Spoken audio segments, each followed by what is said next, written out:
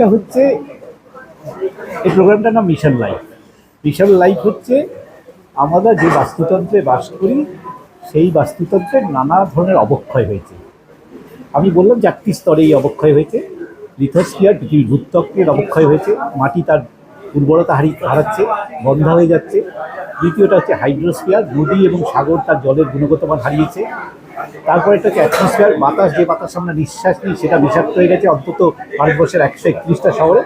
আর ভূজীব বৈচিত্র্য ভয়ঙ্কর ক্ষতি হয়েছে এবং প্রচুর প্রাণী লুপ্ত হয়েছে। কিন্তু যেহেতু আমরা এই বাস্তুতন্ত্রে বাস করি যেখানে প্রতিটা প্রাণ প্রতিটা প্রাণীর সাথে সম্পর্কিত, সেজন্য এটাকে আবার সংরক্ষণ করতে হবে। এর যে ক্ষতিটা হয়েছে সেটাকে আমাদের পূরণ করতে হবে। সেই জন্য এই প্রোগ্রামটার নাম মিশন লাইফ। এবং এই মিশন লাইফের মূল উদ্দেশ্য হচ্ছে ছাত্রছাত্রীদের উদ্বুদ্ধ করা, যারা এই সংগ্রামে এই লড়াইতে অগ্রণী ভূমিকা নিতে পারে। এবং যে মিশন লাইফের 7টি মূল লক্ষ্য আছে, তার মধ্যে যেমন জল সংরক্ষণ আছে, শক্তির অপচয় রোধ আছে, বাস্তুতন্ত্রের সংরক্ষণ আছে, ভূজীব বৈচিত্র্য রক্ষা আছে। এই সব কিছু কাজটি যারা করবে তারা হচ্ছে আমাদের এই ছেলেমেয়েরা, কারণ এই পৃথিবীটাকে আমরা ওদের জন্যই রেখে যাব। এই কর্মশালা আমরা সারা পশ্চিমবঙ্গ জুড়ে করি, যেমন আমরা উত্তরবঙ্গে কার্শিয়াংয়েও করেছি, আবার একেবারে প্রত্যন্ত দক্ষিণ 24 পরগনার এমন গ্রামে করেছিলাম যেখান থেকে ওপারে বাংলাদেশটা পর্যন্ত দেখা যায়। আজকে আমরা এই পশ্চিমের রাঢ় অঞ্চলে এসেছি, এই ঝাড়গ্রাম এই অঞ্চলের ছেলেমেয়েদের নিয়ে আমরা 2 দিনের কর্মশালা ছিল। কালকে ওরা যে এখানকার স্থানীয় বায়োডাইভার্সিটি পার্ক বা জৈব বৈচিত্র্য উদ্যান আছে, যেটা হেরিটেজ সাইটও বটে, সেখানে তারা নানান রকমের গাছ প্রাণী চেনার চেষ্টা করেছে।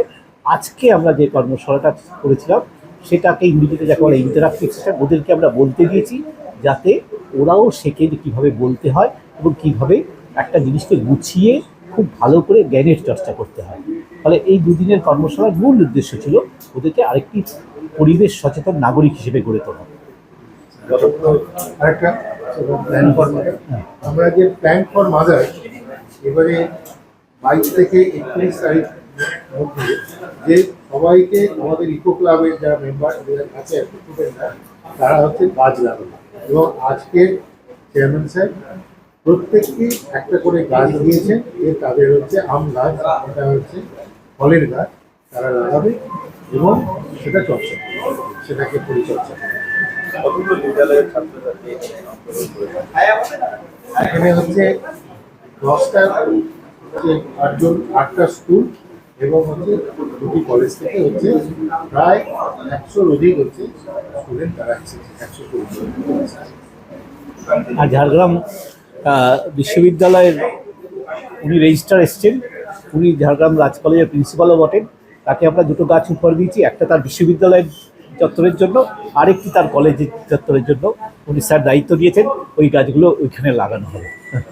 স্যারকে ধন্যবাদ, এবং আমি চাইবো যে এই ধরনের আরও পরিবেশ সচেতনতামূলক প্রোগ্রাম স্যার এখানে করুন, এবং আমরা যারা জঙ্গলমহলবাসী রয়েছি সর্বতোভাবে এই প্রোগ্রামগুলোর সহযোগিতা বা এগিয়ে আসবো।